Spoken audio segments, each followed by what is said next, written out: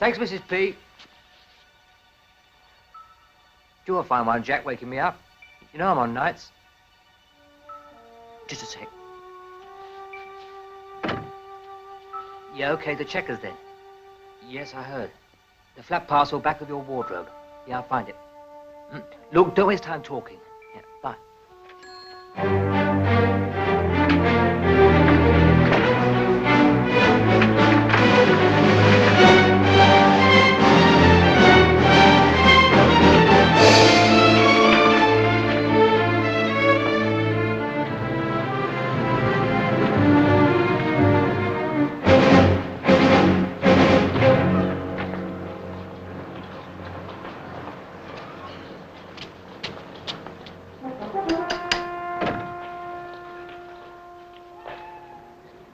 Pesco? Yes? We're police officers. We'd like a word about your lodger, Barrett.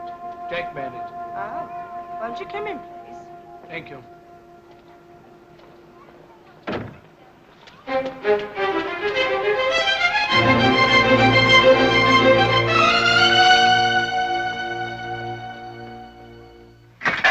Oh, Mr. Melville Farr's chambers? Can I speak to Mr. Farr, please? Oh, Barrett. Jack Barrett. Oh, thank you. He's quite a giant killer, this Major Humphreys. How long has he been running his head against this particular brick wall? 3 years, Mr. Farr. Ever since the Rural District Council designated his land for acquisition as a housing estate. Well, he's in the right, you know. It's beyond their powers under the 57 Housing Act. He's strangled in red tape. Do you think we should take it on, sir? The Major's funds must be running a bit low. Who are his solicitors? Hanbury and Wilcox. But don't worry about that if I were you. Point is, the Major's right, the Minister's wrong, and I should like to make them squirm. Mr. Jack Barrett for you, Mr. Farr. He says it's very urgent. All right, William. Telephone Major Humphreys' solicitors, arrange a meeting sometime next week. Very good, sir.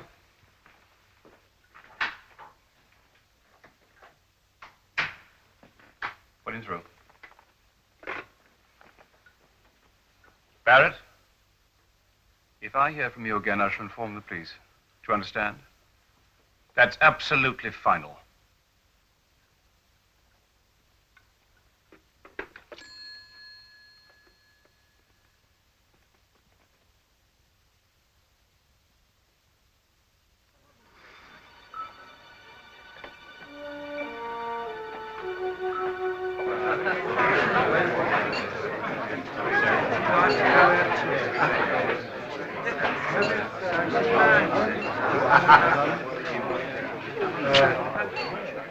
Boy's a bit exclusive today, isn't he?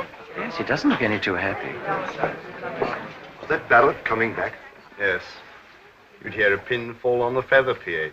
Compensation for dead eyes, dear boy. £2,000.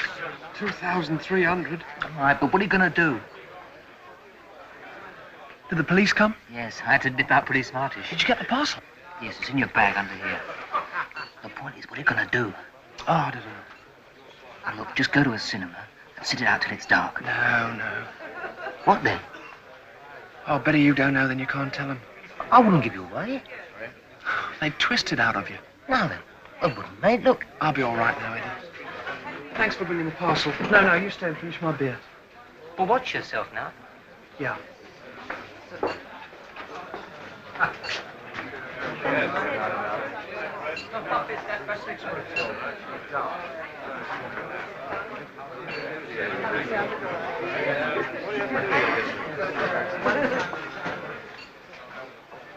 What's the matter with Boy, Eddie? No, it's all right.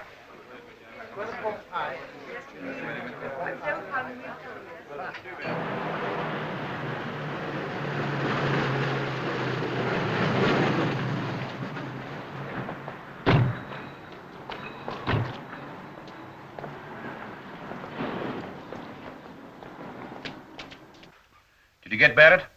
No, sir. Give us a slip. Sorry, sir. Sorrow never arrested anyone, Sergeant. No, sir. Find anything in his room? Nothing worth a penny, sir. Clean, tidy, very bare. I had a talk with the landlady. The boy never went anywhere. Hardly a shirt to his name. Lived out of tins in his room. This has a familiar ring, Brady. Yes, sir. When you bring him in, we shall find the answer. Send out a general alert. Yes, sir. Get on with it, Bridie. Yes, sir.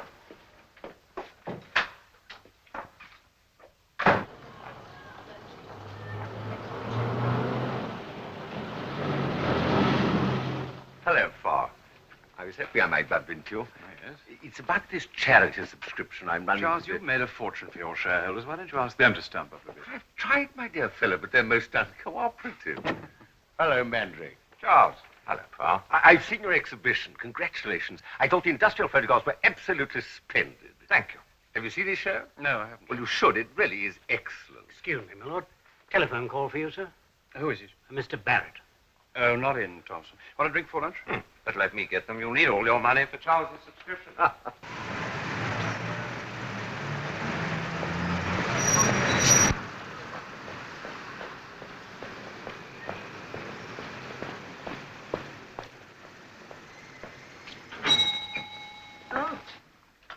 So you've turned up again, boy. Hello, Miss Benham. I want to see Mr. Doe. Is he in? I'll see.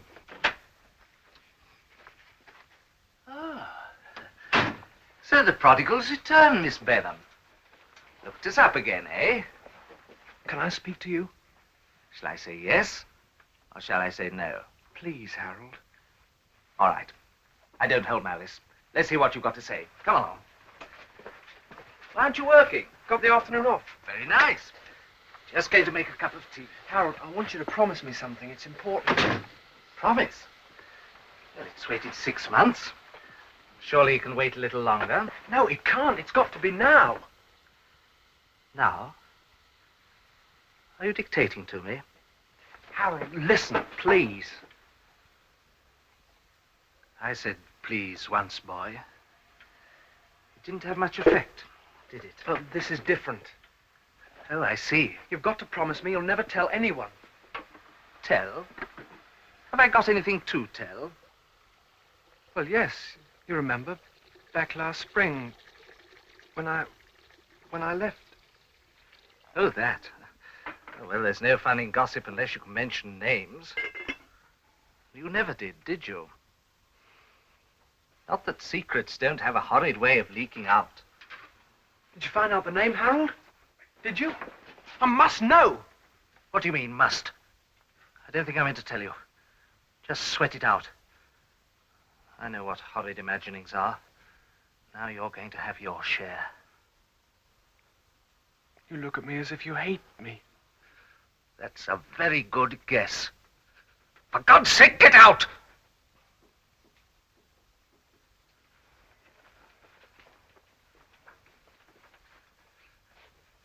Come back when I'm in a better temper.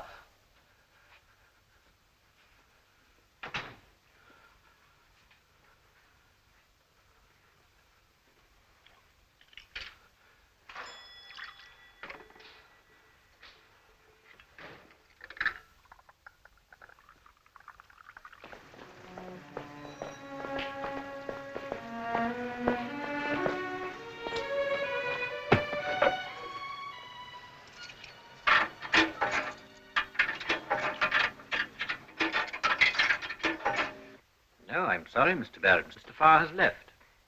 No, I haven't seen him since lunch.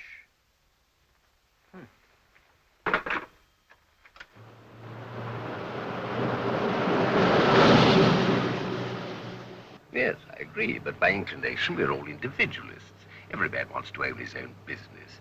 But the pressure of modern commerce is gradually pushing the independent trader out of existence. Now, my plan is to let them keep their autonomy, but at the same time have all the advantages the combines enjoy through an associated purchasing company. You haven't heard a damn word I've been saying. Yes, I have. It's a fine plan. It'll help a lot of people. Well, yeah, because you're trained to listen with one ear and look with the other. You really care about people, don't you?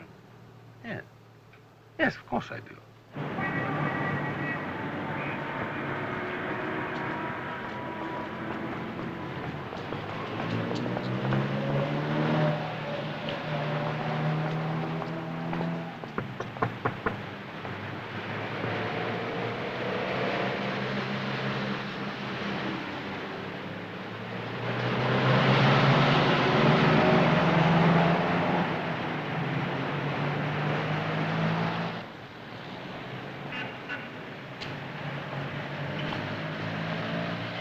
Sorry, Fip, I know you don't like people coming to the showroom.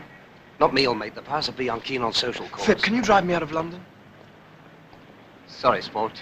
Couldn't have come to worse time. I'm scheduled to deliver a crate out at Richmond when I finish here. Where do you want to go? Kelworth, Newtown. Oh, flag a lift from a lorry. Be all right? Yeah. Yeah, I'll be all right.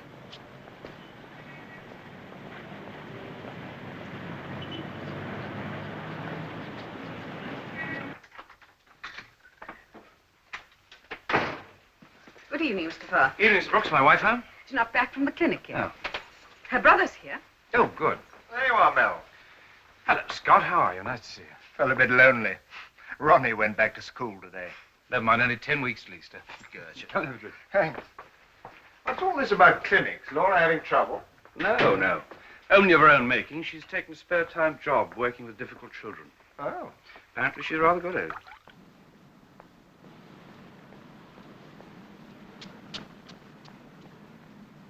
If you're going to court with that rubbish, it'll do your client no good. Brent's wife will get costs, custody, and alimony, which is exactly what she wants. Selfish bitch. No, I'd plead discretion. Place the whole of her life on the bench in front of the judge. Harry Brent won't do that. Then I should tell him to find somebody else to lose the case for him. You would, too. Yeah, damn right I would. Yes, in here, darling. Hello, darling. Hello, Scott. Hello. And how are the little idiots today? It's not a lunatic asylum. Isn't it? I thought it was. Very funny. Did you get Ronnie off all right? Yes, miserable. Why don't you stay and have dinner with us? Can't, thanks. I'm just off. I've got a lot of work tonight. The Campbell brief fell into my lap last week. Lord knows why they call it a brief. It never is. What will you do about dinner? Oh, don't worry. I've got some stuff in the fridge. Are you sure? Yes, of course. All right. Good night. Night-night.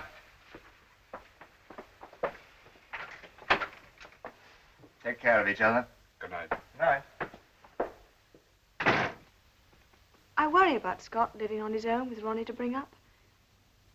He seems lost since Helen died. I think he ought to get married again. Ronnie needs a mother. Why don't you tell him? You're his sister. I have. He doesn't seem to want to.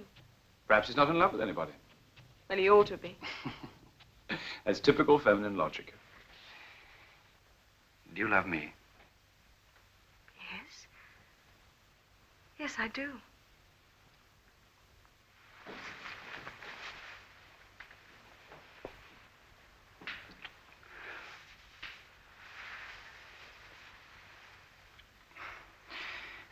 A little reassurance helps. Come on.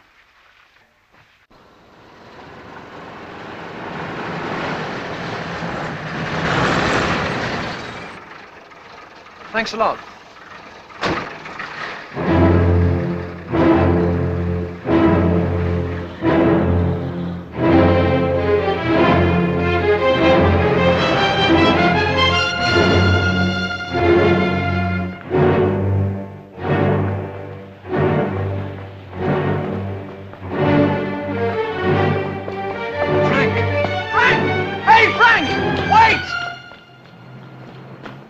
Hi, Frank. Oh, hello, Jack. Hi, Sylvie. Here. What? In here.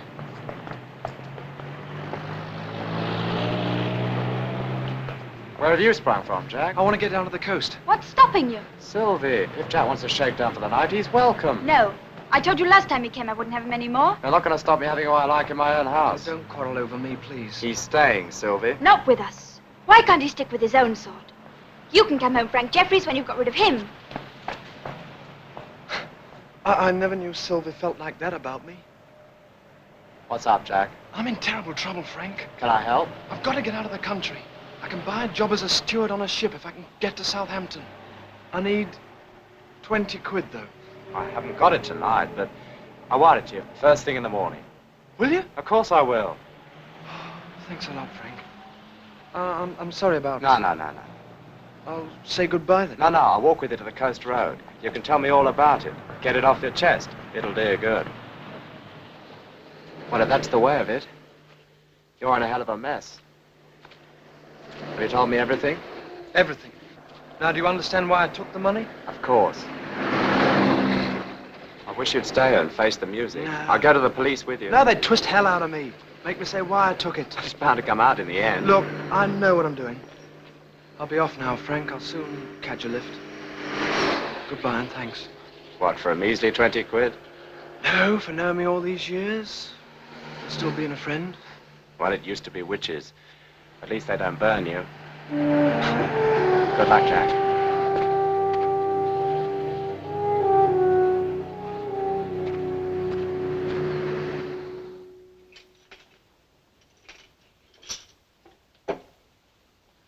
You'll never forgive me, will you? It's not your fault you haven't got enough brains to understand. Oh, you have, I suppose. I feel sorry for him, that's all. Sorry for that? Yes. Jack used to talk to me. He's very lonely, deep inside. Hasn't got what you and I've got, Sylvia.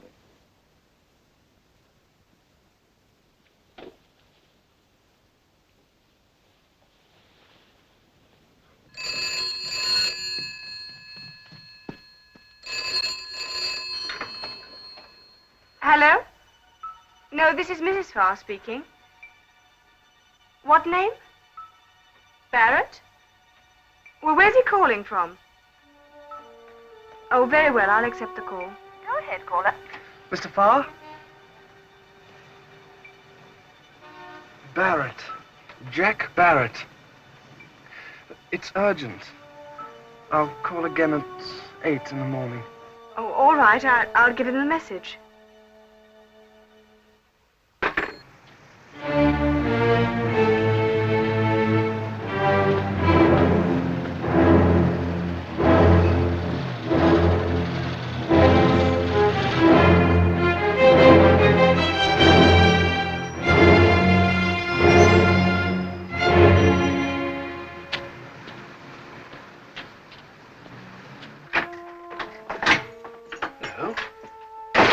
I thought you'd gone to bed. I had, but I heard the telephone.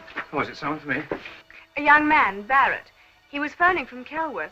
He reversed the charge, so I thought I ought to accept the call. What did he want? He'll phone again tomorrow morning about 8 o'clock. He sounded quite desperate.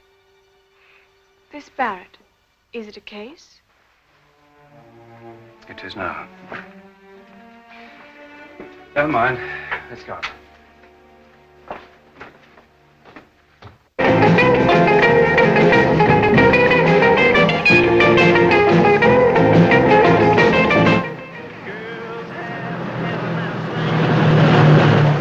Bills and range, no girl living on my payroll. You can't hang diamond on a telephone. A beautiful sight. If you don't pass out when the squeeze you tight. My skin is a nice and light. Can't see her going, but she's dead alright. And she's a long, and she's a tall, and she's a long man.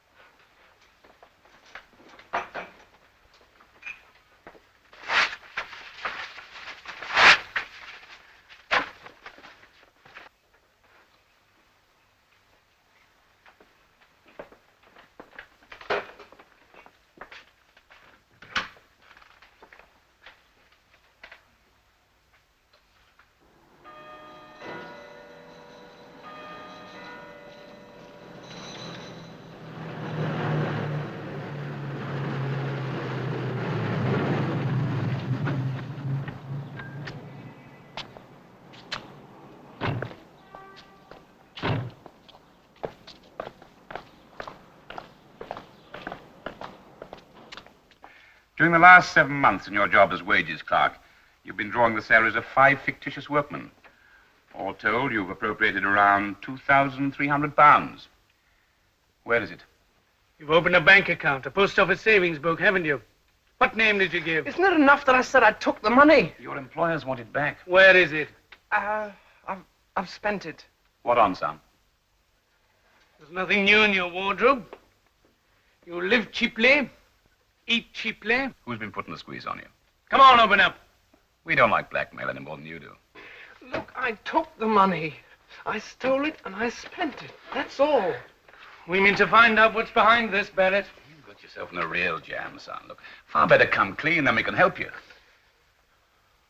Oh, we're wasting our time, sir. All right, Barrett. Let's see what little solitary contemplation will do. Get in a sensible frame of mind. We'll talk to you again later. Right, off you go.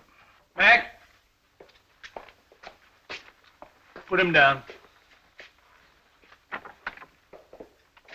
That boy's not a thief. More victim than criminal, if my supposition is right. I'm always worried, sir, when I find myself allowing the motive to mitigate the crime. Yes, our jobs would be much easier if we just had to deal with the Bill Sykes of this world. Come in. The stuff they took from the drain is a scrapbook, sir. Now we've got it pieced together.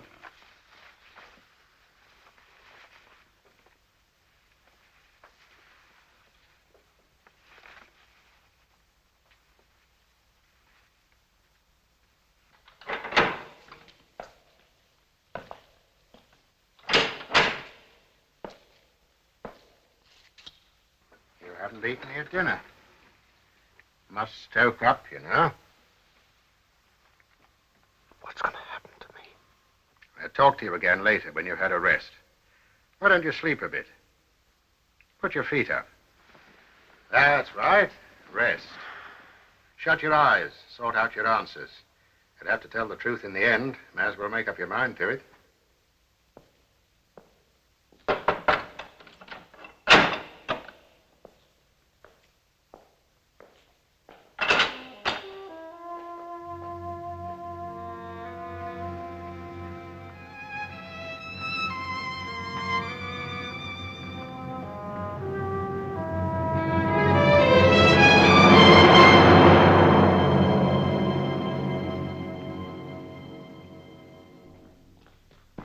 Police station have been on the telephone, sir. Detective Inspector Harris. Well? He'd like you to drop in, sir. Oh, it's on my way home. What about it? The inspector didn't say so, but I got the impression it was a matter of some importance. Telephone my wife, will you? Tell her I'll be a bit late. Yes, sir. And there's another thing. Oh? A letter from the Lord Chancellor's office. Don't tell me we've been turned down. Hardly, sir. Our friends think you should have taken silk some time ago. Being a QC can be a risky business, William. Many a good junior practice has failed in the front row. I'm not worried about that, sir. I'm sure we shall be quite at home there. Oh, I'm glad you think so.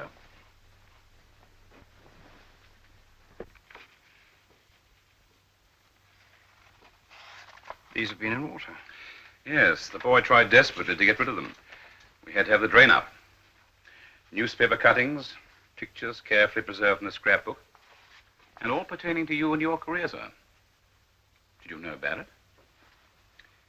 Yes, I met him some time ago. He thumbed a lift one night. He said he'd missed the last bus to Fulham. It was on my way home, so I dropped him off. Did you see him again? Yes. He's working on a building site quite near my chambers. I often used to see him standing down there at the traffic lights, the Strand-Waterloo intersection. It seemed churlish not to give him a lift now and again, so I did. Then I stopped. Oh? Why did you do that, son? I came to the conclusion that he was waiting for me. Wet or fine, he was always there. I see. So that was the end of it? No, he started writing, telephoning. I destroyed his letters, warned him not to call. We believe that Barrett was being blackmailed, sir. He's been stealing from his firm for months, over £2,000. There's nothing to show for it. He has less than $50 in his pocket when we picked him up. Did he give you any hint, any impression that he was being blackmailed? No. Then it started after you finished seeing him. It would seem that way. Have you any idea what Barrett might have been paying to keep quiet? No idea at all. Oh, you knew, of course, that he was a homosexual. I had formed that impression. You know also, sir, that as many as 90% of all blackmail cases have a homosexual origin. I follow your train of thought, Inspector, but I wouldn't know if it applied in this particular instance. You can't hazard a guess, sir? No. Well, there's no doubt that a law which sends homosexuals to prison offers unlimited opportunities for blackmail. Well, thank you, sir. You've been extremely helpful. Thank you. Do you have any line on the blackmailer? No, sir. We couldn't get a word out of Barrett, which is a pity. Blackmail's the simplest of crimes when we have the cooperation of the victim. Almost impossible when we haven't. Can I see Barrett? I'd like to talk to him. That's not possible, sir. Barrett hanged himself in his cell this afternoon. He's dead.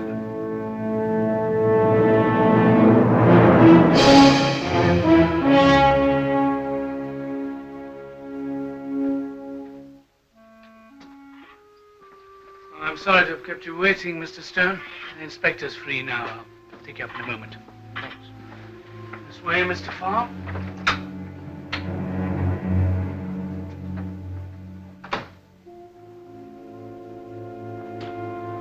That was Eddie Stone, sir. We fetched him to identify the body. Stone? He works as a ticket clerk at 2 Foster's Tube Station. Friend of Barrett's. Good night, sir.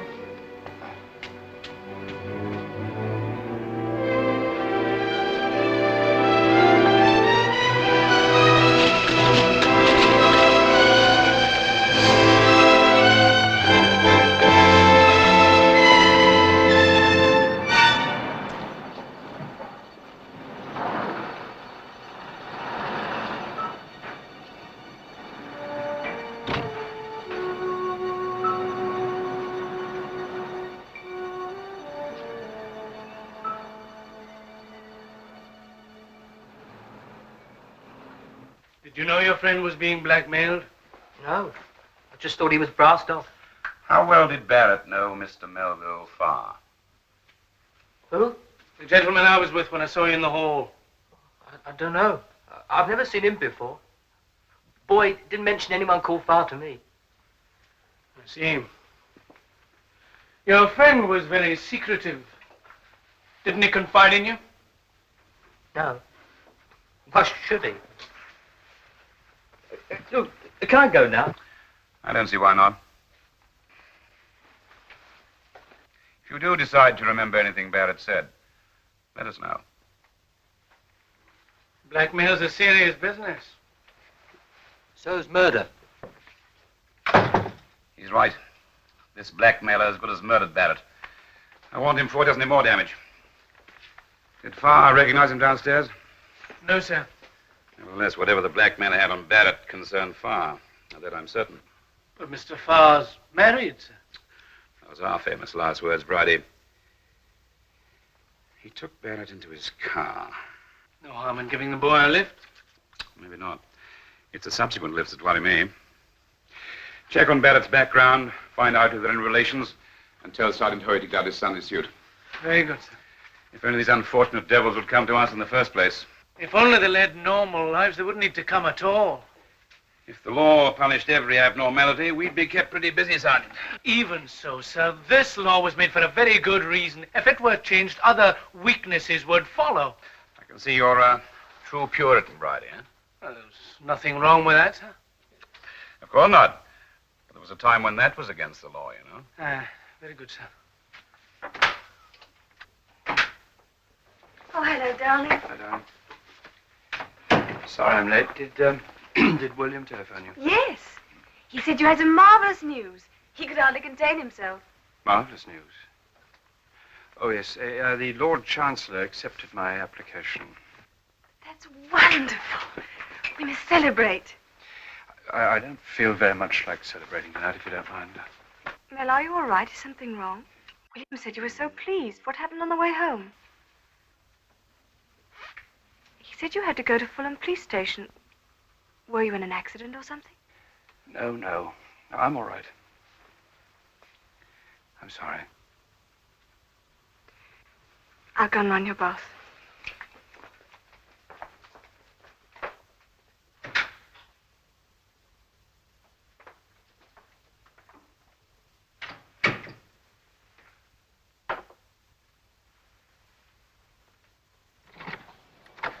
That you, Eddie? Who else? Here's your milk. Thanks. Oh, there's some letters by the phone for you. When did they come? Monday or Tuesday. Took 'em in with mine, I forgot.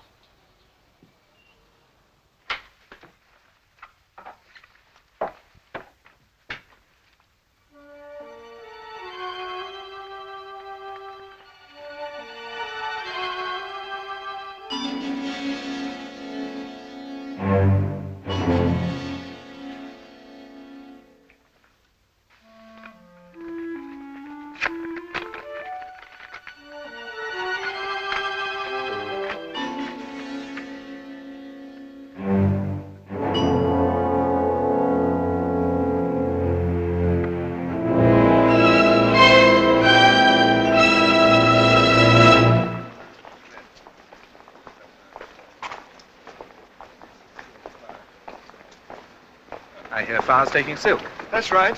QC at 40. There's no stopping the blighter. We'll see him on the bench yet. Well, he's got a big enough practice. He'll be able to afford it.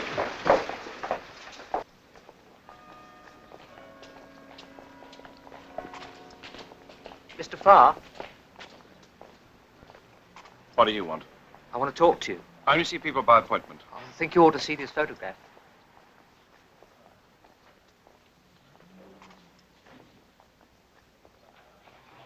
That's what boys paying to keep quiet. You and him. I just found it.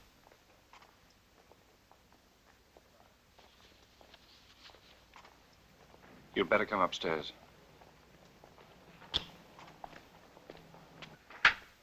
Morning, Mr. Farr. Morning, William. If there are any calls, you take them. I don't want to be disturbed. Yes, sir. We're in court this morning. Yes, sir. There we are. It's clear enough now. Boy stole all that money to pay for the negative. But the bastards never sent it. Just another print as a reminder. How could they have taken this? They were obviously trailing Boy. Telephoto lens. It's an old Dodge. You were in the car. You would never see them. You've shown this to the police. Well, of course I haven't. But that's what he was trying to prevent. Don't you see? Yes, I see. I see. But why did he have to go and... Hang himself? He knew the police would get it out of him in the end. He didn't want to involve you. You'll be all right. Yes. He should have come to you. He wasn't big enough to be on his own like that. He should have come to you.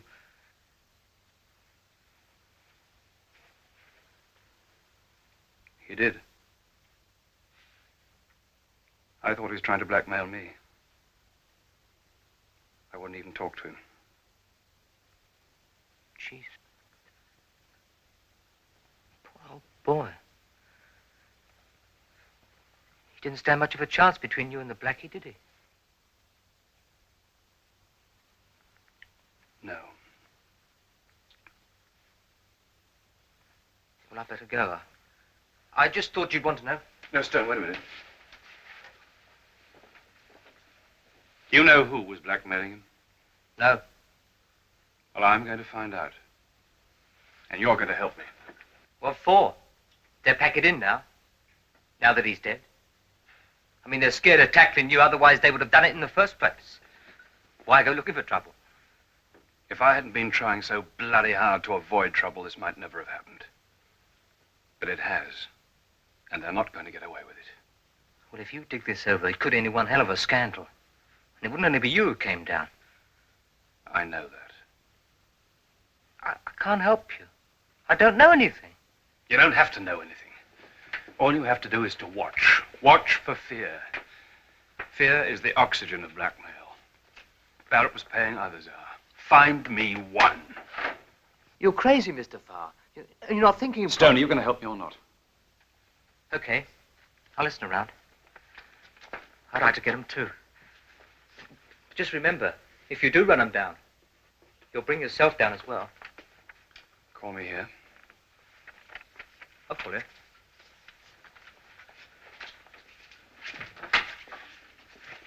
Bye.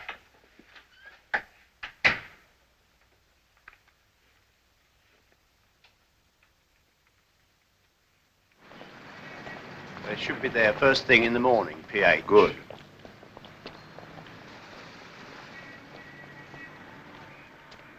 There they go, PH, homing pigeons. Hope they come back with their little beaks bulging.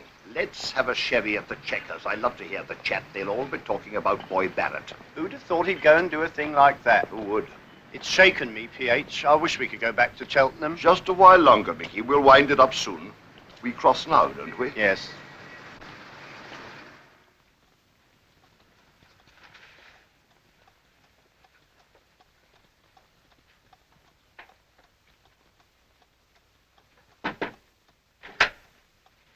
I'm ready to go to the post, Mr. Doe.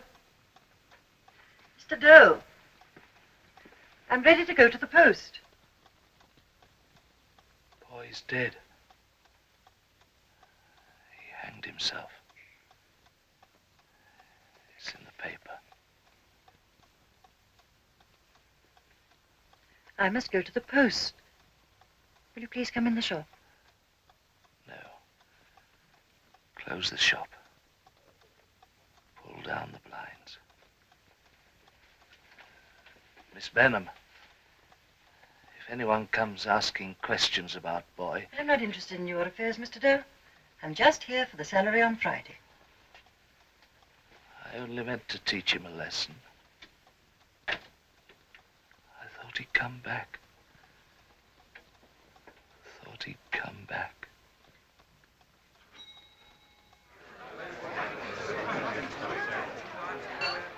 You don't know anything except what's in the papers. Oh, God, that's enough, isn't it? Henry the Comb looks like death warmed up. Shh. The troll speaking. He said Barrett never had a penny to bless himself with. What happened to the money? I could answer that in one. Phip's moving up now. Madge is pushing the boat out. Safe for him to come alongside. I've lost them now.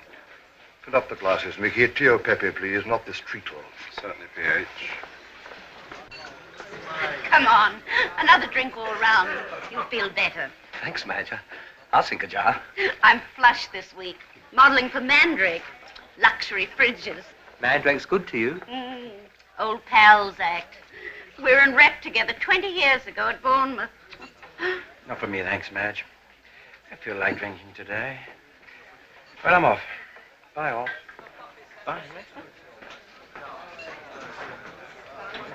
For a man sitting on a gold mine, Henry looks pretty miserable. Henry sold his gold mine. What's that you say? Yes. Bloke over there. He's the estate agent who did the sale.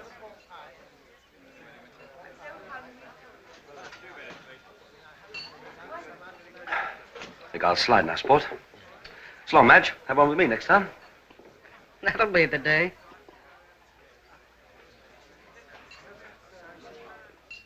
Fred. Yeah? Yeah. Who's the bloke in the pinstripe? He keeps looking at me. I don't know. He used to come in the wheat chief when I was there. A real lone wolf. I better go. See you. So long, Eddie. Yeah, cheers. I don't know how you can stand them. Oh, Eddie and Pip and the rest of them. All the same, the whole blooming lot. I thought they amused you.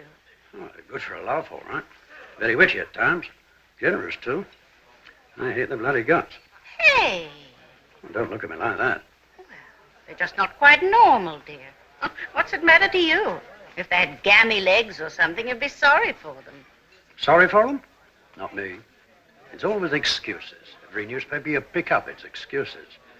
Environment, too much love as kids, too little love as kids. They can't help it. Part of nature. Well, to my mind, it's the weak, rotten part of nature. And if they ever make it legal, they may as well license every other perversion. Come on, Mickey, this place is getting boring. Let's go and see what the postman's brought us. Should be a nice bag today. I think our little efforts might be very well rewarded. Good day, gentlemen. Good day. Tomorrow, I hope. Insincere bastard. Well, what else can you be in this game?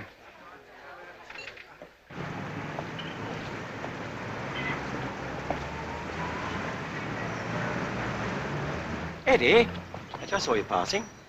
Soldier shop. Who told you that? Fred at the Checkers. He heard from the estate agent. Why, is it a secret? No, of course not. But I wish people would mind their own business, that's all. Anyway, I'm off on Thursday. Eddie, I am sorry about boy. You'll miss him. Yes. If you're sending any flowers, put a few blooms in for me. Yes, I will. Well, goodbye then. Yes. Oh, goodbye. Oh, good luck.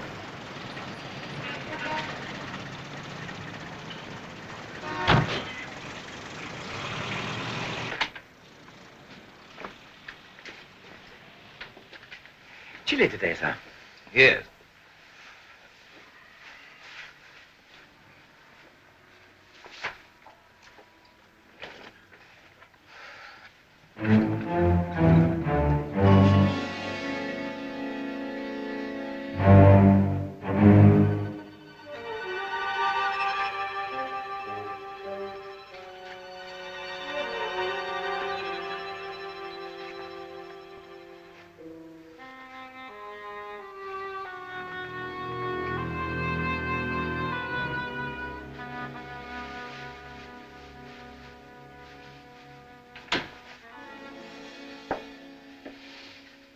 Take a seat, sir. Shan't keep you a minute.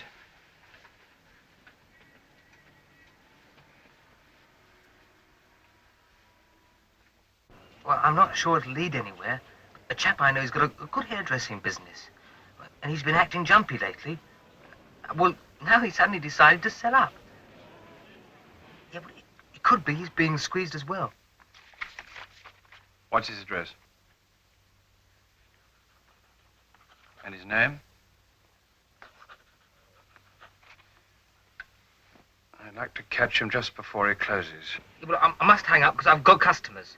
Yeah, Henry's of Harborne Street. Right, bye.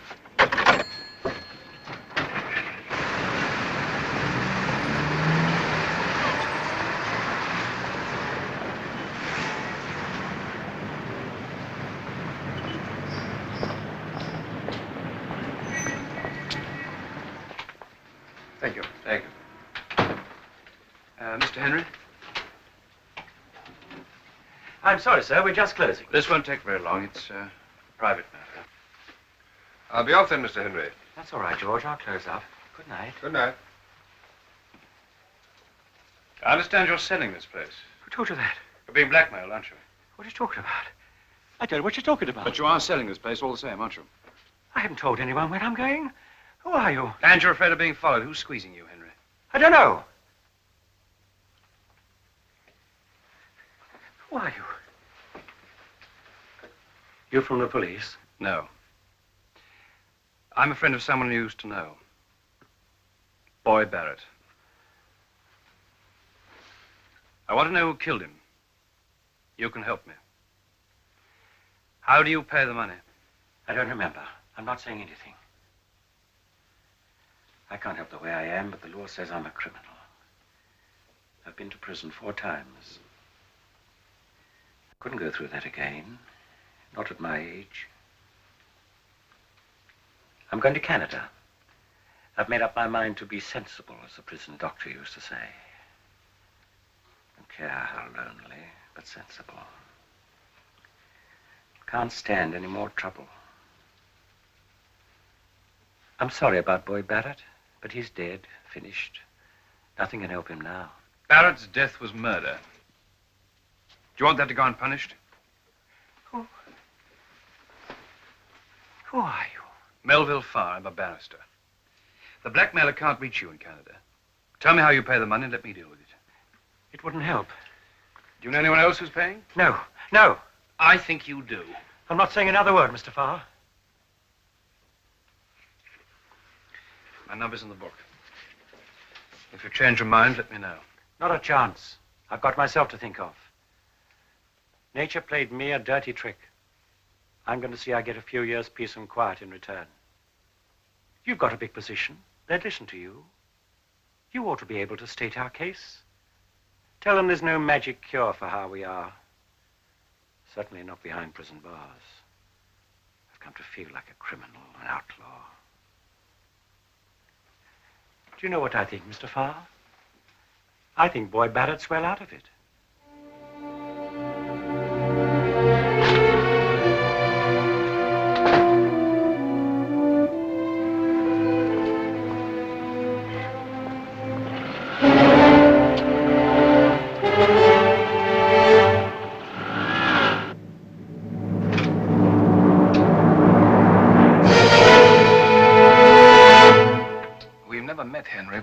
each other. You might say that we're pen pals. Now, they say that you're going away without paying your debts. Bad show, Henry. You can't expect to flourish like the Green Bay tree. Aye. Don't interrupt. You've been talking to Mr. Melville Farr. What did you tell him? I didn't tell him anything. Well, now think, Henry. What did you tell that fine, upstanding barrister? I didn't tell him anything. You ridiculous old sordid, you. If you could only see yourself. You look your age tonight, Henry. What a funny color you've gone. I think we'll have a little privacy.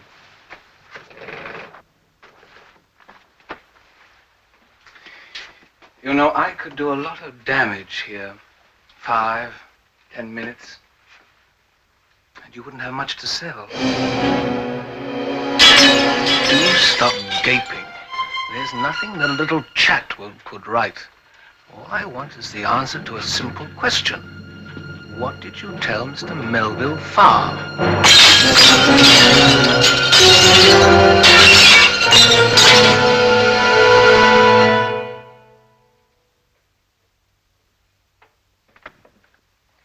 Oh, hello, Doctor. Evening, Mrs. Farr. You should be off home. I just wanted to see him finish this. Doesn't seem to be much wrong with it now. No, he's been working happily all afternoon. Perhaps this will help him sort it out for himself. Anyway, let me know how he gets on. I'll just give him another 5 minutes.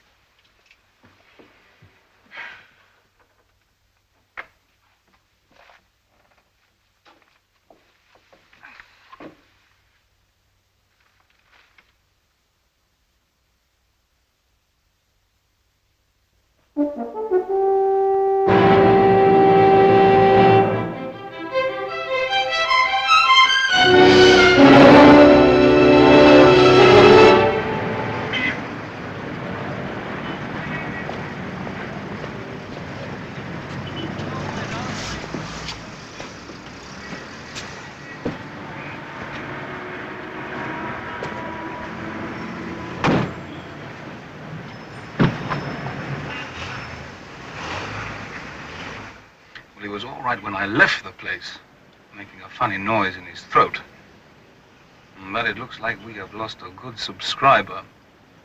No, I don't think he told Farr anything. Yes, you're right. Farr is showing a lot of interest. I think we ought to find out what he's up to. A cop doing his rounds found the back door unlocked. Henry was lying there with the telephone in his hand. Shop smashed to blazes. Henry had a weak heart. Did you say he had the telephone in his hand? Yes, that's right. Stone, do you know anybody called Troy Carraway? I've never heard of him. What, is that something to do with Henry? I know it's got to do with Henry. But there's rather a curious message at the house tonight. My housekeeper couldn't quite understand it. She said the caller sounded drunk or ill or something. But apparently he said Troy or Try Carraway. Could that have been Henry? Carraway? Does it ring a bell? No, wait a minute. I know a chap who gets his hair cut at Henry's. He did, but it's not Carraway, but it's... What is it? Well, it's like it. He's a famous bloke. Look, and you'll know him, I bet. He's a gallery girl.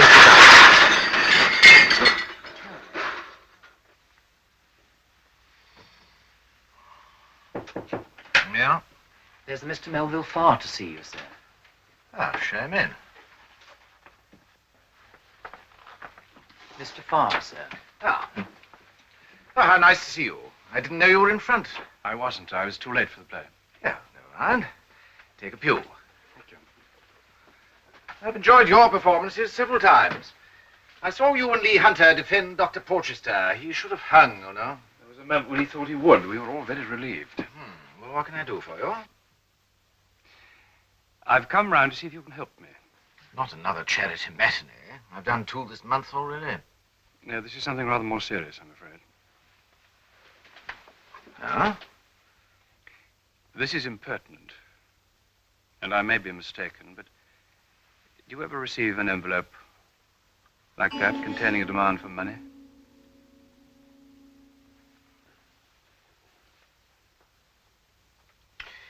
this some sort of a joke? Would you tell me how you paid? I don't know what you're talking about. I think you'll do. I have a client in the same situation. I thought you might cooperate and help me to put an end to it.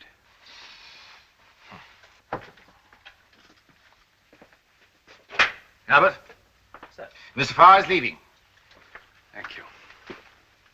I can find my own way out. Now, but can you rustle me up an Evening Standard? Certainly, sir. All right, right away. Yes, right yes. away.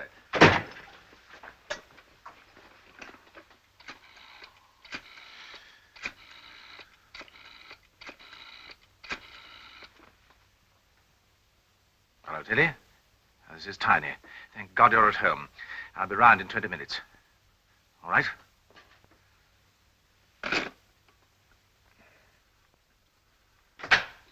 Sir?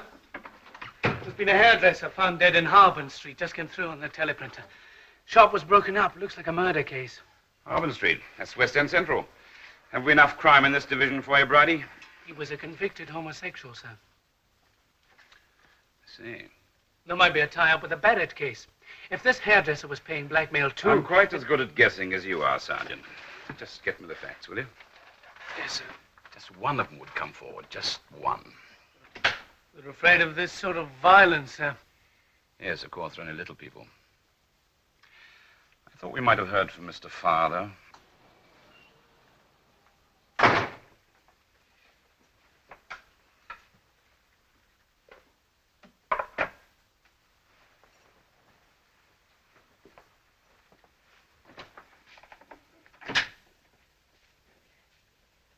Mel.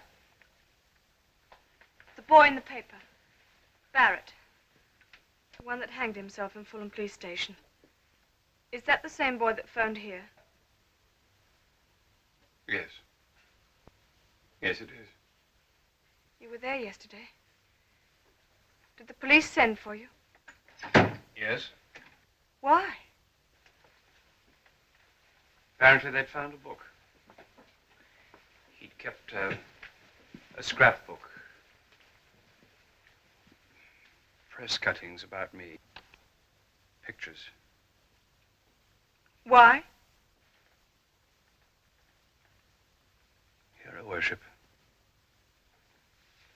Who was this boy, Barrett?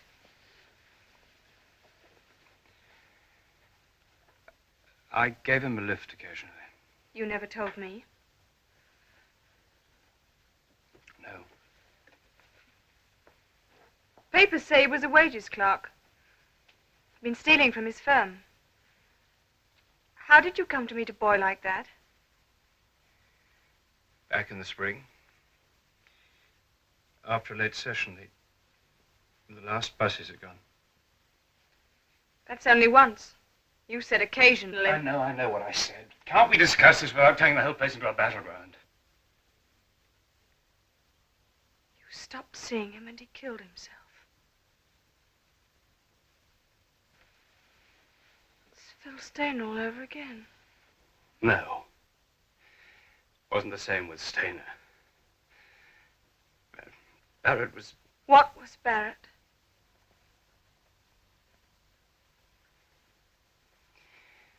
When we were married, we had no secrets from each other. I made you a promise then. I haven't broken that promise, if that's what you mean. Why did you stop seeing him? He was getting too fond of me. Are you sure you weren't getting too fond of him? Answer me. I want to know the truth. I want to know why he hanged himself. He was being blackmailed. That's why he stole. Yes. Someone found out he was a homosexual and blackmailed him. That's it. It takes two to make a reason for blackmail. Were you the other man? Were you? Tell me everything. I want to know. I don't want you to. I'd rather know than guess.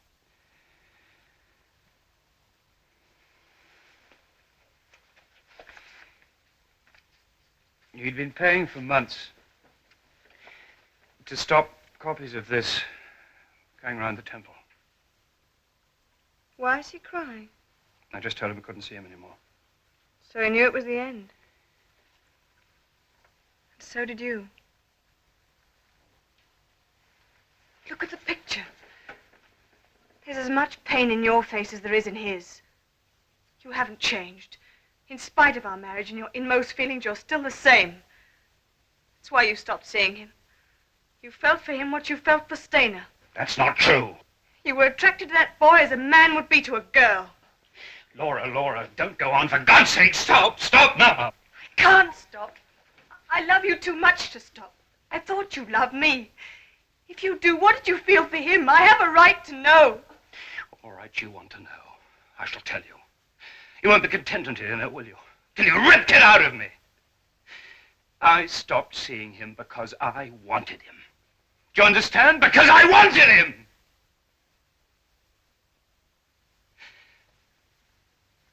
Now, what good has that done you?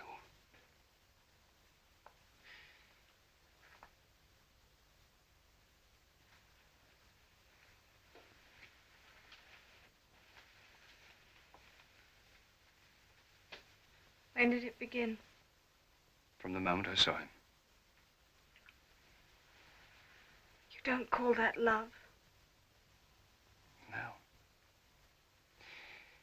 If it was love, why should I want to stamp it out? Why would I do that if it was love? His feeling for you? What was that? I don't know. Yes, I think perhaps for him it was love. The only kind of love he could feel. He died for it to protect me.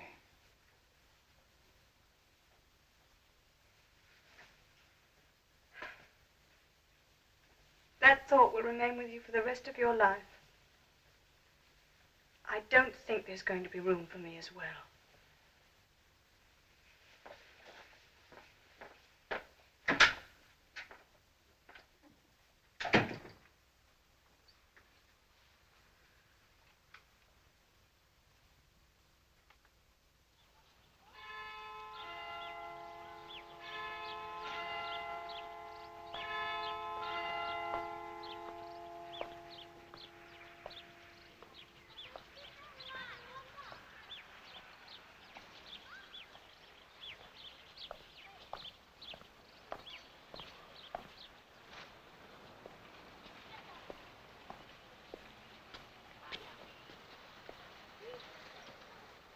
Yes, my lord.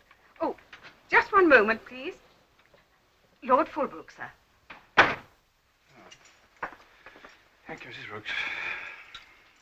Miss Charles. Well, can't you wait till Monday? I must say you make it sound very dramatic. Very well. If you put it on a personal basis. What address? 18 Nightingale Mews.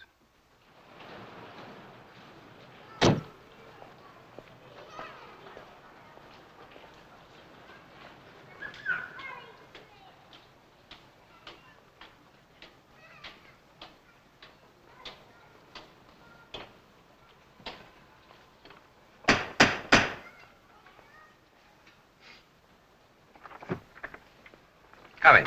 Fulbrook's waiting inside. Oh, hello, Fogg. Good of you to come. You said it was a matter of life and death. It is to me. You two know each other. Come to cases, Teddy. Come to cases. I'm afraid you upset Tiny at the theater last night. Ask him who he's working for, Teddy. You seem set on stirring up a lot of trouble. I want you to stop. What exactly has it to do with you, Charles? Well, the demands addressed to Calloway cover the three of us.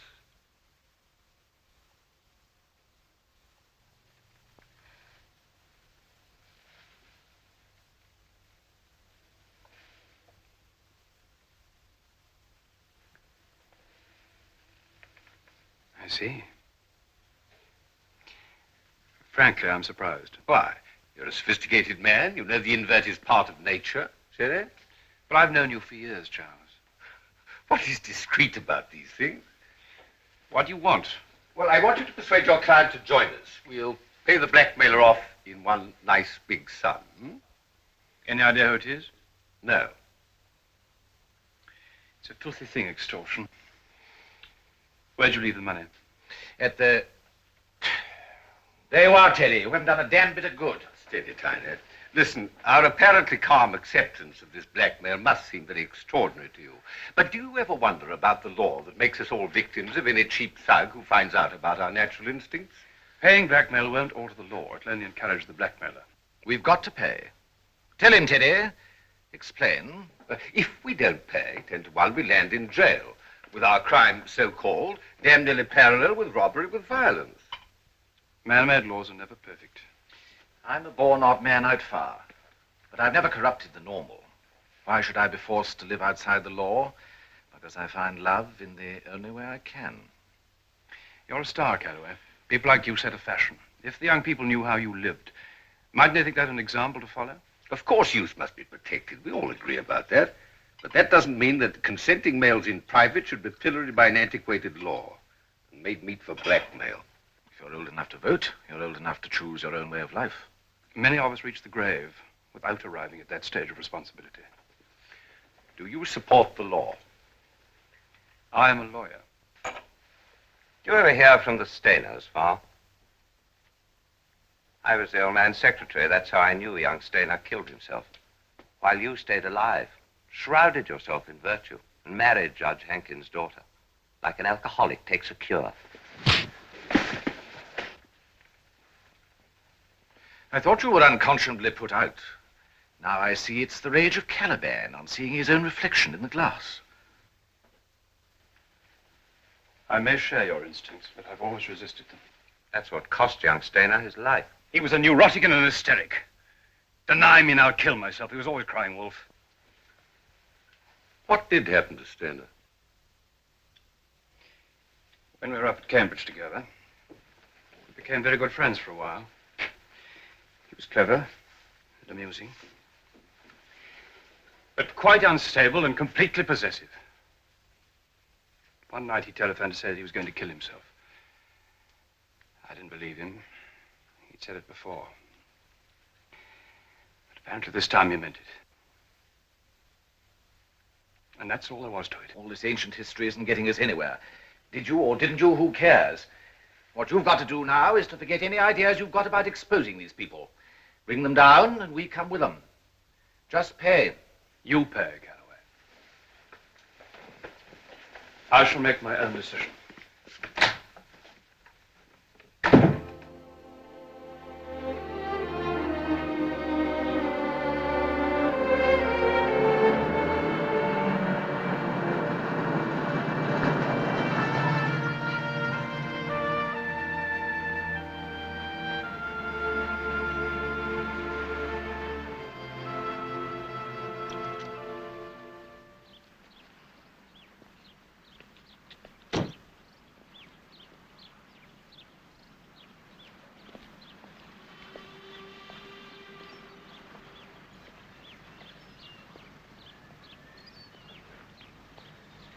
Darling.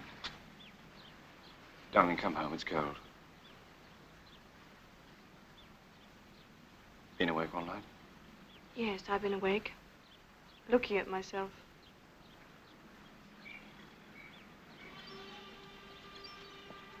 When you told me about Phil Stainer, it was over in the past. I was young and conceited, I suppose. I thought marriage would make you content. I was wrong. That impulse is still there. There hasn't been a day that I haven't thanked God for you. Mel, I'm not a lifebelt for you to cling to. I'm a woman, and I want to be loved for myself. I do love you. If he was alive and standing beside me, who would you choose? You've had your answer to that. But he's still in your heart.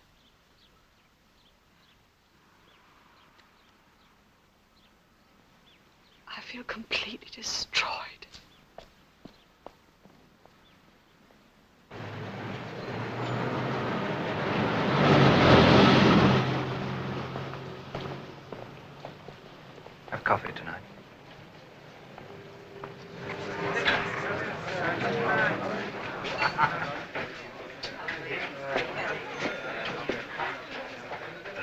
Charnel House atmosphere in this place today, Mickey. Ghastly. I shall be glad when we can get back to Cheltenham. We'll go home after we've made the last collection. Shh! Eddie's on his soapbox again. Henry paid rates and taxes on his shop the same as everybody else. But they knew he couldn't go out and call the cops. So he just stood there watching. All these bastards broke up the shop. You don't know it happened that way? It couldn't have happened any other way. Eh, Phip? I don't like to think about it, old mate. No joy there. Call for you, Mr. Mortimer. Who is it? Some bloke. Said tell him Sandy.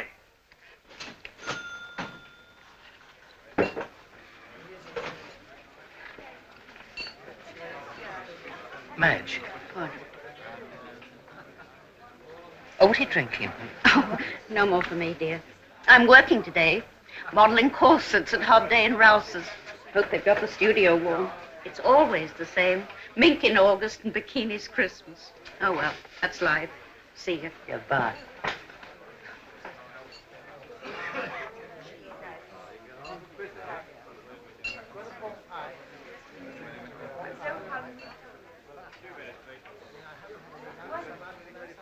I don't see how I can. But how? It's impossible. I know. I said I know. Well, I'll work it. Yeah, somehow.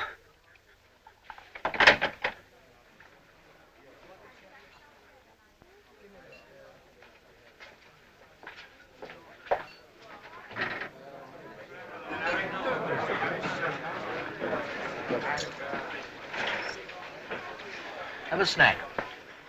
Go on. No, thanks, Eddie. You look as if you could do with a good stoke up. How much weight you lost in the last month? Be a laugh, wouldn't it? If one of us developed some guts and turned copper's knock. Somebody putting the screws on you, Phip? I never said that. You meant it. Fantasia, sport, Fantasia. I keep your shirt on. Not suggesting you bash round the police station and blow the gaff. Oh, just wanted to be sure. Don't you mix me in anything, old mate. I can look after myself. See you. Anybody can come and look at a car. Sport.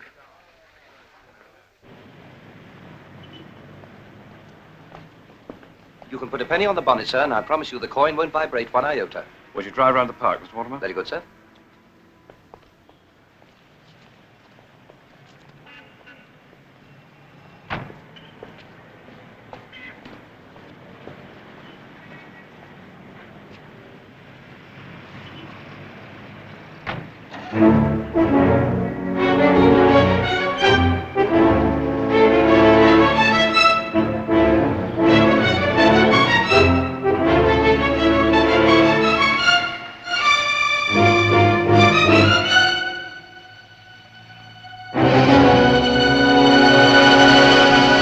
How'd you know about me? Eddie Stone. Eddie, no right to butt in. Shan't half tear him off a strip. Look, why don't you tell him to do that damnedest? I daren't. Couldn't afford the publicity. Slightest smell, I'd be out the old man's will. There's quite a little bit coming to me. What's with you? You're not here for the ride. I knew Boy Barrett. Tragic little sport. Came to me when he was on the run. I couldn't do much for him. I was broke. You look broke. So very realistic.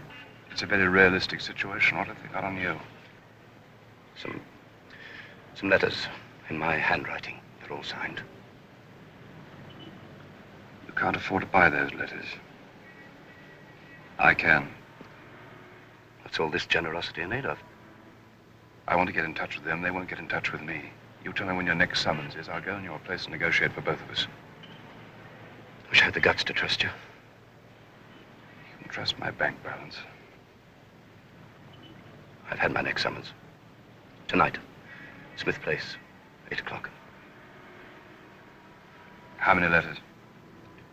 5. Right.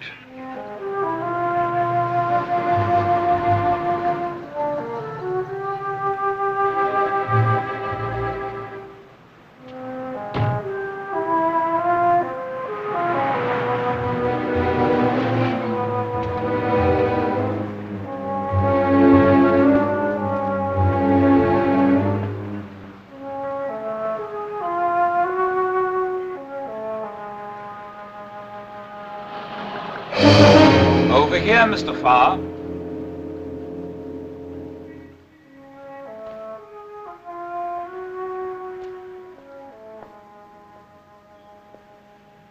You bring a policeman. Not that I care if you have. You see, my motto is different from yours. Mens sano in corpore sano. Gotcha. It wouldn't take long for a magistrate to decide who's got the clean mind in the healthy body. I knew the white hope of Cavendish's cars would blab when I saw him joyriding with you in the park. Well, I want to buy his letters and what you've got on me, the negative. I shan't take one without the other. I must remind you, Mr. Farr, that you're in no position to say what you'll do. It's a question of policy with us. We don't usually sell original material. It won't be peanuts. I shan't hand over any money until I see the negative and the letters. The question is how much?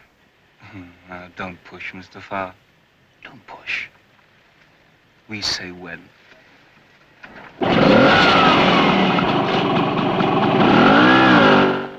Well, we've had this will he or won't he conversation so often that I've met him now, and I agree that he's not the subject for continual pressure. Soft for one payment, though. Well, now, not too greedy. He's got a lot at stake. Wife, career. Yes, the more they've got, the more they fight to keep it. Now, that is a hell of a good idea. I'll watch. I'll make sure she's at it. Oh, it'll only take me a few moments once I'm there. A nice salutary warning. See what'll happen if you blab. Okay, well, bye.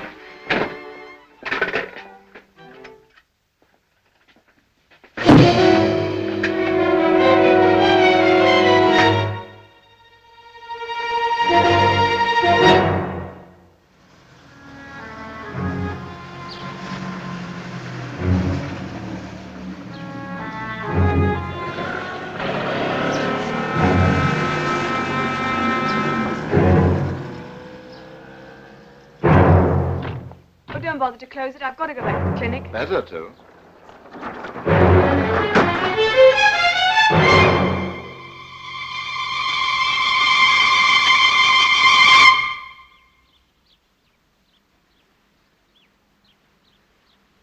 It's only whitewash. It'll wash off.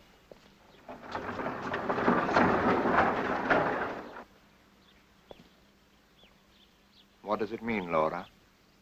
I don't know. Hooligans. Nonsense, too explicit. This spells oblique blackmail to me. What's behind it? I don't know. Oh, come along. It's beginning to make a pattern. How long have you known? I don't know what you're talking about. Is Mel queer, as they say? You have to make up your own mind about that. I've already done that, my dear. It's time you had someone to talk to. You knew nothing about this boy, Barrett? You didn't suspect anything? No. I suppose in the back of my mind I've always dreaded this, but Mel seems so happy and satisfied with our marriage. Successful. Well, he's been successful, all right, but what has this marriage meant for you? Have you been satisfied? Yes. Yes. He's very kind and understanding. That's not what I mean. Have you found real love, Laura? Yes, I think so.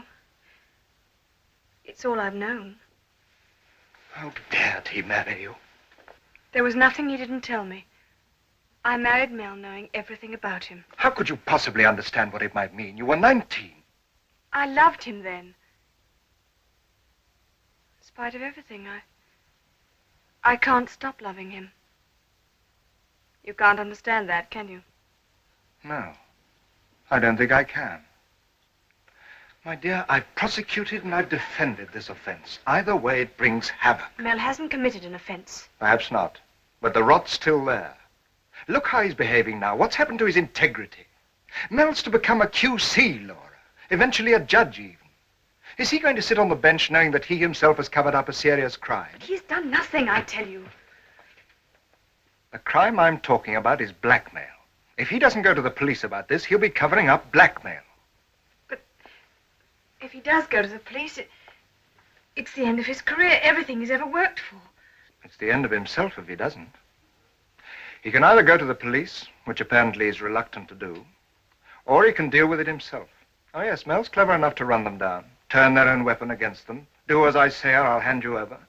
And what does that make him? A blackmailer. No better than they are. You mean you can't avoid being destroyed, whichever happens?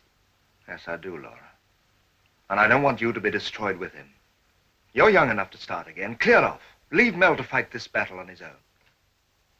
You don't really think I could do that? It's not only you I'm thinking of. I've got a son.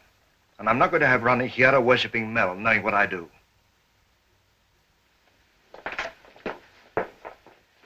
I think you better go. Perhaps I had.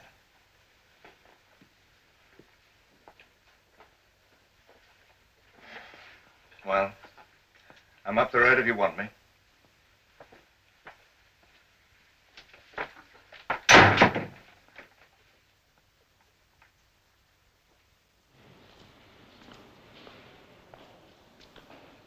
A telegram, sir. Miss Hobson sent it over. She thought it might be important.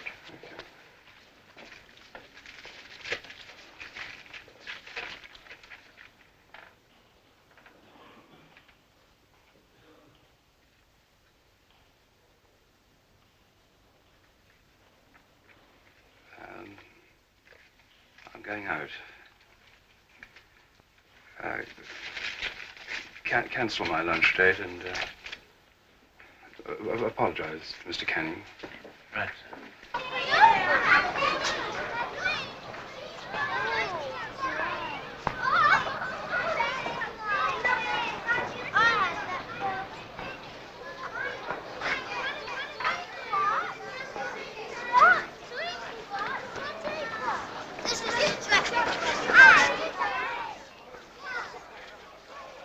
What does it mean, contact your wife? Someone been to the house? No. What does it mean?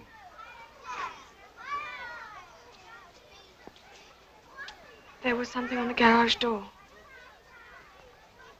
Big letters in paint. What did it say? I don't want to tell you.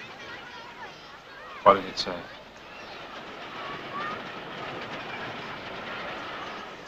Eyes. Queer.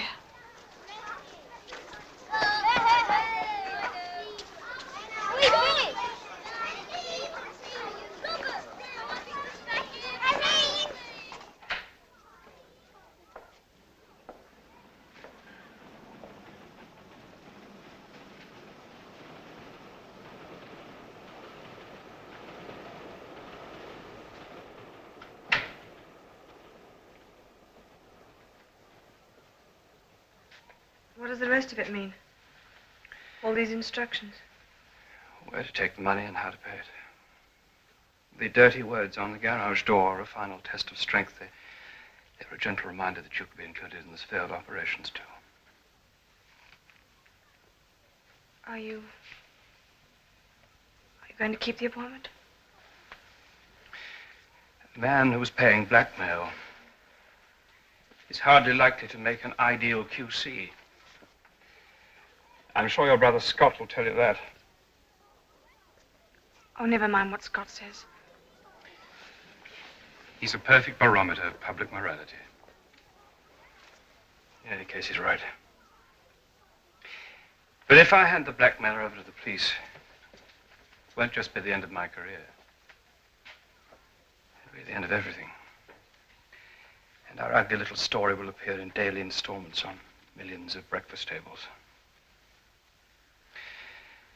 On the other hand, if I pay, I buy security. Of a sort. What are you going to do? For the moment, I'm going up to town. I've taken enough away from you already. When I come home, I shan't expect to find you there. Just leave an address with Mrs. Brooks so that she can send anything on to you.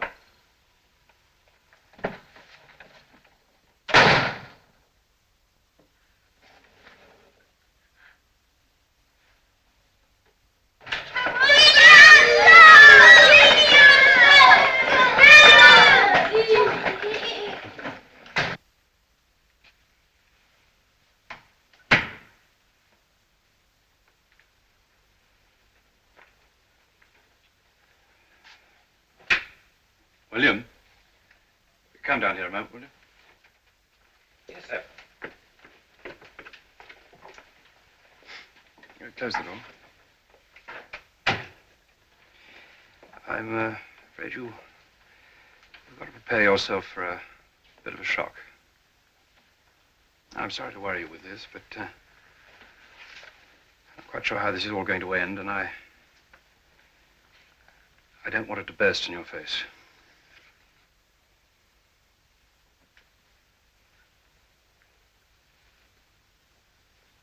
I see the implications, sir. But this couldn't be the basis of any charge. I know. That's the tragedy of it. The boy thought it could. It wouldn't mean anything if he weren't crying.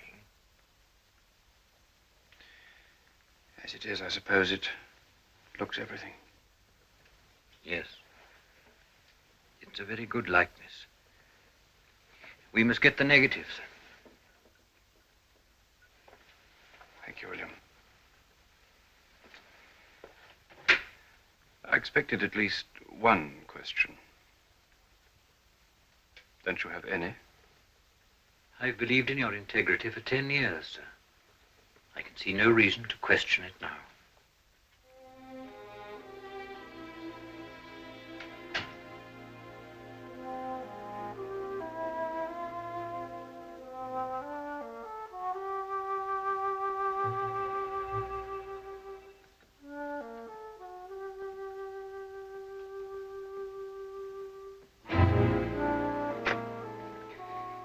Get me Fulham Police Station.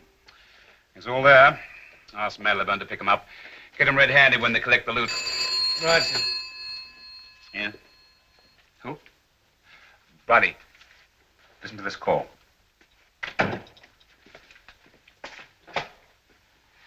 Mr. Farr on. No, sir, not really surprised. I thought you'd be calling sooner or later. Yes, Mr. Farr. I'm listening. 6 homing pigeons, PH. Not bad for a last collection. Very good, my dear. I say, this one's got a dollop in its beak. A cheque for £50 from that woman in Exeter.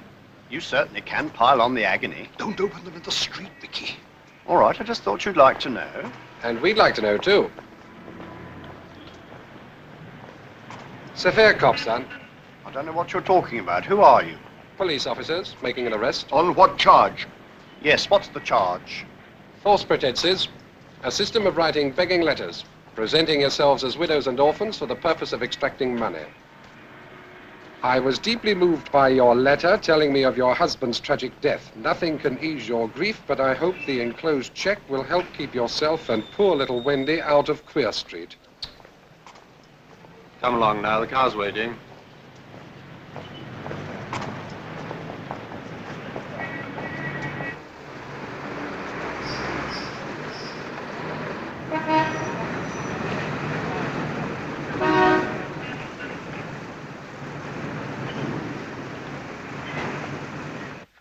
You're late to the post, Miss Benham. You get your toes trodden on again. I'll leave early if I may and post them opposite the flat. There's never a crowd there. Very well.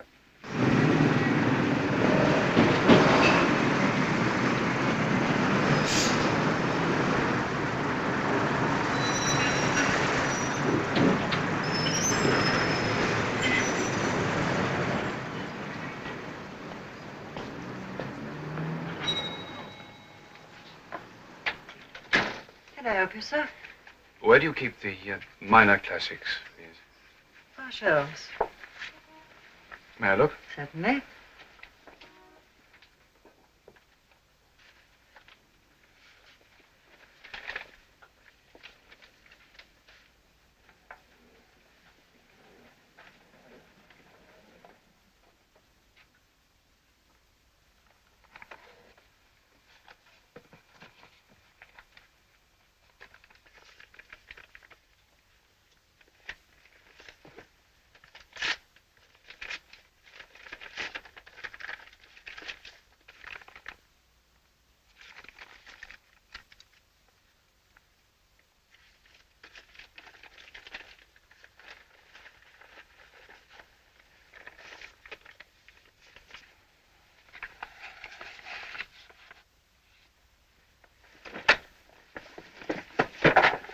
leave that, sir. I'll see to it. You're Melville Farr, aren't you? Yes. Step in here, will you, please?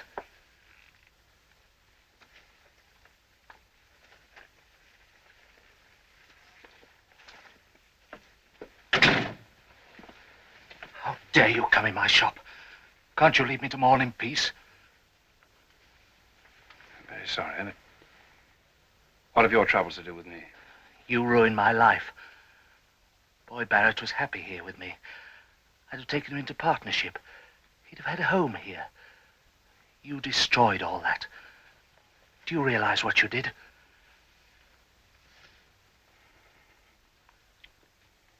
I realize everything.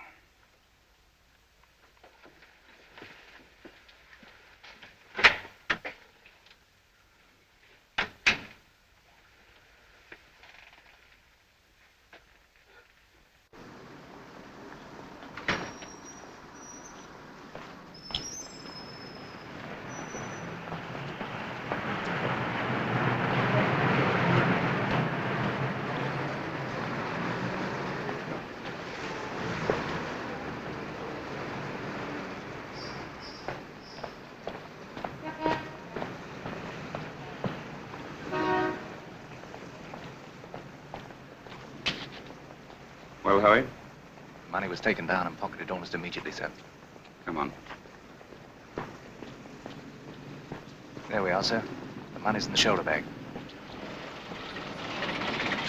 Well, you get back to the station. Get out of your sunny suit.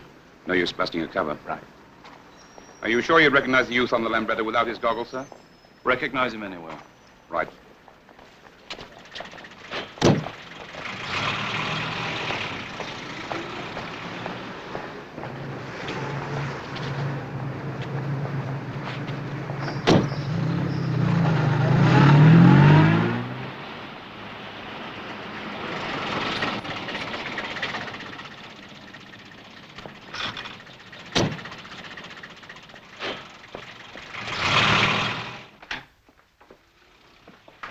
Sandy! Sandy! Hi. Don't come in for a minute, B. Did you collect? Yes, all here. Okay.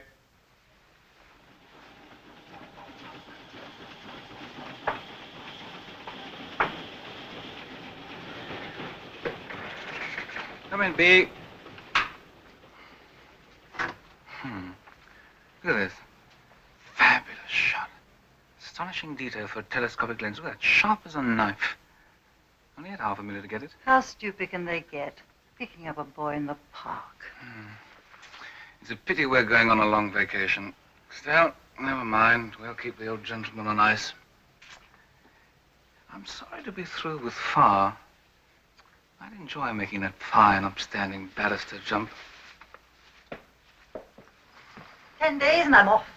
As usual, beautifully timed. A week's notice to poor old Doe and no attention drawn.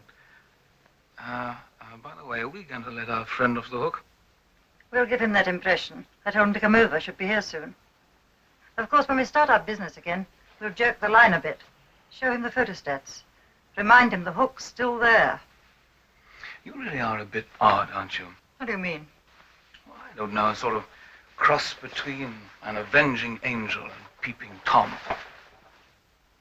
They disgust me. When I found out about Mr. Doe and that boy, I felt physically ill. They're everywhere you turn. The police do nothing, nothing. Someone's got to make them pay for their filthy blasphemy. We want you. Get inside there. Hey, what do you want? What do you think you're doing? This is a private back. Get out of here. What's the matter? What is it? What does this mean? These are marked notes. You're both under arrest. You'll be charged at the station. He's the one I told you about. You won't testify to that in court. Oh, yes, I will. That'll make a fine swan song to a big career. Eminent lawyers, astonishing private life. A real ball for the national press. That's enough. Very tough now, aren't we? When it comes to protecting perverts, I suppose the police force is riddled with it, like everything else. Shut up. On your feet. You're coming too. He's all right. He's one of their victims. Ha! You hear that, Phip? You're a victim. I'm afraid you're barking up the wrong tree there, mister. It's a question of dog eat dog, isn't it, Phip? It wasn't my fault. I couldn't pay them any more money. And then they said, if I gave the names of my friends, they'd give me back a letter every time. What do you think of our little Judas? Revolting spectacle, isn't he? Come on. One moment, please. Shoes.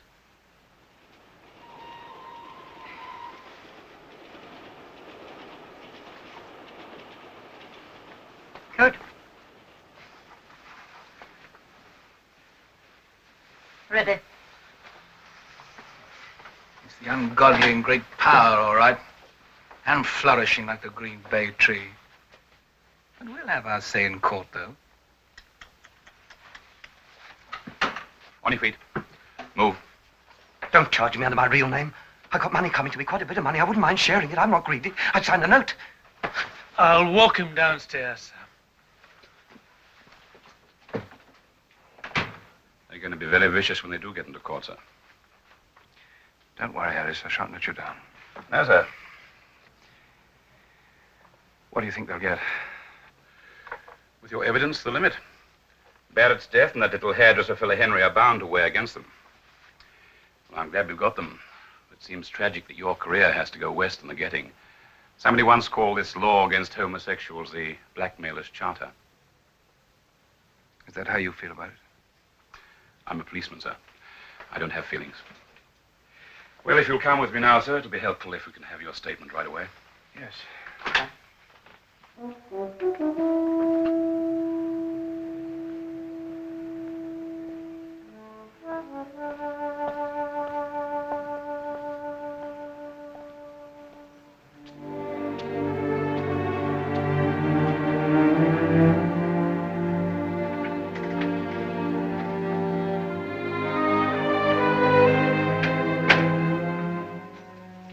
Good evening, sir. Just missed Mr. Patterson. Mr. Patterson. Mel? Mel, I didn't expect to see you here. What did William want? he came to tell me you'd been to the police. I see. How long before the case becomes public? There'll be a remand at the magistrate's hearing tomorrow. I've got about 3 weeks. 3 days, you mean? You can't hope to keep this out of the press.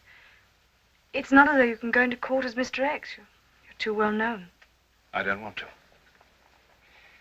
I believe that if I go into court as myself, I can draw attention to the fault in the existing law. Knowing it will destroy you utterly. Yes.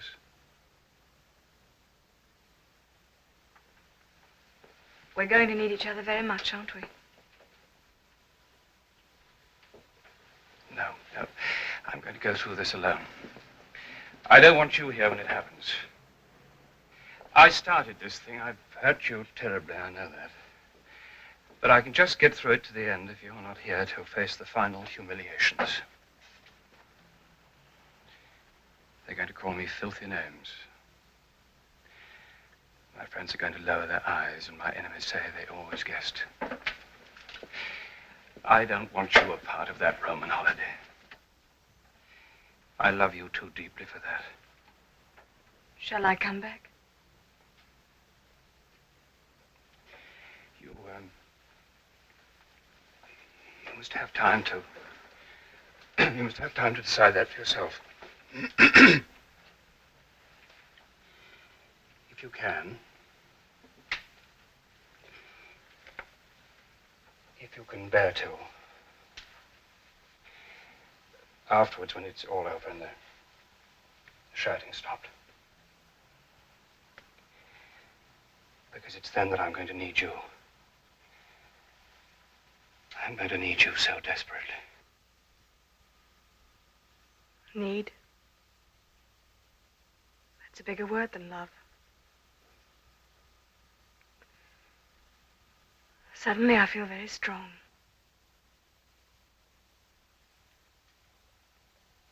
Strong enough? I think so.